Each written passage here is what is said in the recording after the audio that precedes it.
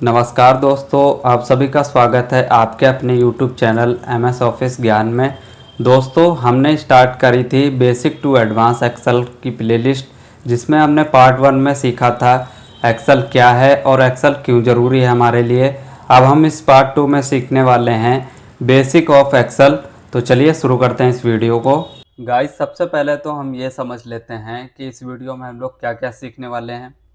हम सीखने वाले हैं एक्सेल का जो है बेसिक सीखने वाले हैं। फिर हम समझेंगे एक्सेल का इंटरफेस, और फिर हम समझेंगे रो कॉलम सेल, ये तीनों चीज़ें समझेंगे किसे कहते हैं। डेटा को एंटर करने समझेंगे, डेटा एंटरिंग समझेंगे, और लास्ट में हम लोग समझेंगे फाइल ओपन करना और फाइल को कैसे सेव करते हैं। ये सारी चीज़ें समझने से पहले हमें ज़रूरी है ये सीखना कि एक्सेल को कैसे शॉर्टकट की मदद से ओपन करते हैं। हम इसे कट कर देंगे और फिर उसके बाद हम आ जाएंगे डेस्कटॉप पे स्टार्टिंग से। यहाँ पर हमें प्रेस करना है विंडो प्लस आर कीबोर्ड में, ये सर्च बार ओपन आ जाएगा। अब इसमें हम जूम करके देख लेते हैं कि अगर जो हमें एक्सेल ओपन करना है तो एक्सेल टाइप करना पड़ेगा, उसके बाद ओके प्रेस कर लेंगे। ओके प्रेस करने के बाद हमारे पास एक्सेल का जो वेलकम स्क्रीन होता है वो ओपन होके आ जाएगा। उसके बाद हमारे पास ये देखने को मिल जाएगी ब्लैक वर्कबुक। अब ये वर्कबुक क्या होती है? वर्कबुक दोस्तों सिंपल भाषा में वो होती है कि जो कि पूरी एक्सेल की फाइल होती है, उसे वर्कबुक कहते हैं। अब इसे हम ओपन कर लेंगे। हमने ये समझ लिया कि वर्कबुक किसे कहते हैं।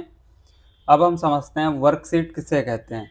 वर्कशीट दोस्तों हम कहते हैं वर्कबुक के अंदर जो शीट्स होती हैं, जैसे ये शीट्स 1 हो गई और ये शीट्स 2 हो गई, इन्हें हम वर्कशीट कहते हैं। अब हम समझेंगे कि रो एंड कॉलम किसे कहते हैं।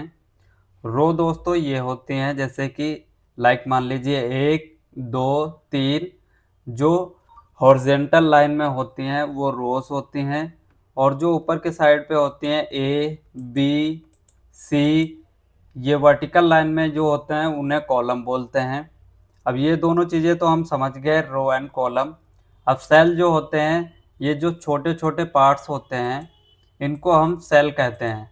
ये जैसे जिस पे मैं अभी कर्सर चला रहा हूँ, ये सेल हैं, इनको हम सेल बोलते हैं। अब हम सीखेंगे कि फॉर्मूला बार किसे कहते हैं। मान लीजिए हमने सेल में कुछ भी एंटर किया, डेटा। अब यहाँ पर आप लोगों को ऊपर के साइड पे भी दिख रहा होगा ये छोटा सा, इसे हम फॉर्मूला बार बोलते हैं। यहाँ पर हम कोई फॉर्मूला अगर जो हम टाइप करेंगे सेल के अंदर, वो भी यहाँ शो करेगा, और कोई डेटा टाइप करेंगे वो भी यहाँ पर फॉर्मूला बार में शो करता है। तो आई होप आप लोगों को अंडरस्टैंडिंग हो गई होगी कि फॉर्मूला बार क्या होता है। सेकंड हमारा क्या है कि सीट का जो टैब होता है वो हम किसे कहते हैं। सीट का टैब, सीट का टैब हमें नीचे मिल जाता है। ये मैं आप लोगों को दिखा देता हूँ यहाँ पर। इसमें हम माउस में लेफ्ट की प्रेस करेंगे तो ये टैब ओपन होके आ जाएंगे। अब यहाँ से हम बहुत सारी चीज़ें कर सकते हैं जो कि हम आगे वीडियो में समझेंगे। इसको हम लोग बैक कर लेंगे, समझेंगे डेटा एंट्री कैसे करते हैं। यहाँ पर हमें क्या समझना है, हमें किसी भी सेल में एनी सेल में क्लिक कर लेना है और फिर उसके बाद हमें यहाँ पर डेटा एंटर करना है। मान लीजिए एग्जाम्पल के लिए हमने रो का 1 ले लिया और सेल का जो है वो ए ले लिया, तो दोनों मिला के क्या हो गया A1। A1 में हम नेम एंटर कर लेंगे, नेम, और फिर हम दूसरा जो है वो हमारा है B1। B1 में हम क्या एंटर कर लेंगे, एज। अब हम नीचे आ जाएंगे, जो A1 का है वो दूसरा नंबर है, A2 जिसे बोलते हैं, हम यहाँ पर टाइप कर लेंगे अमित नेम की जगह पर। और सेकंड जो हमारा आ जाएगा एज, तो एज हम क्या कर लेंगे B2, जिसे हम बोलेंगे B2।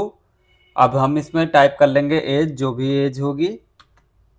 तो इस तरह हम डेटा को एंटर करते हैं अपने वर्कबुक में, यानी कि वर्कबुक के अंदर वर्कशीट में, जो कि आप लोगों को समझ में आ गया होगा कि डेटा कैसे एंटर करते हैं। अब हम समझेंगे कि फाइल को ओपन करना और फाइल को सेव करना। मान लीजिए मैंने ये वर्कशीट बना ली है और मुझे अब इस पूरी वर्कशीट यानी कि पूरी वर्कबुक को सेव करना है। तो मैं अगर जो चाहूँ तो यहाँ पर Ctrl+S कर सकता हूँ, या फिर मैं जाऊँगा फाइल में। ये आप लोग देख सकते हो फाइल वाला ऑप्शन दिख रहा है, और इस पर क्लिक कर दूंगा। क्लिक करने के बाद हमसे यहाँ पर आ जाएंगे ऑप्शन में सेव एज पे। सेव एज पे क्या करना है, हमें क्लिक करना है। उसके बाद हमें क्या करना है, अपनी लोकेशन चूज कर लेना है, जहाँ पर भी आप डेस्कटॉप के अंदर सेव करना चाहते हो। मान लीजिए डेस्कटॉप में, डॉक्यूमेंट में, डाउनलोड्स में, जिस पे भी सेव करना चाहते हो वहाँ क्लिक कर लेंगे। और फिर उसके बाद हमने फाइल नेम दे रखा है, पहले मैंने सेव कर रखी है फाइल नेम। पर आप लोगों को अगर जो नहीं सेव करनी है तो यहाँ पर फाइल नेम दे देंगे XYZ, जो भी आप लोग देना चाहो। और फिर उसके बाद हमें क्या करना है, सेव पे क्लिक कर देना है। सेव पे क्लिक करेंगे तो हमारी ये जो फाइल है वो पूरी सेव हो जाएगी, पूरी वर्कबुक जो है वो सेव हो जाएगी। दोस्तों, हमने सीख लिया एक्सेल में फाइल को कैसे सेव करते हैं। अब हम सीखेंगे फाइल को कैसे ओपन करते हैं एक्सेल में। हमें क्या करना है, फाइल वाले टैब पे क्लिक कर लेना है, ओपन वाले ऑप्शन पे क्लिक कर लेना है, और उसके बाद हमारे पास ये बहुत सारी फाइल हो देखने को मिल जाएगी, ओपन होके आ जाएंगी। अब हमें क्लिक कर लेना है जिसको भी ओपन करना है। उसके बाद हम लोग देख सकते हैं यहाँ पर फाइल ओपन होके आ गई। तो इस वीडियो में दोस्तों बस इतना ही।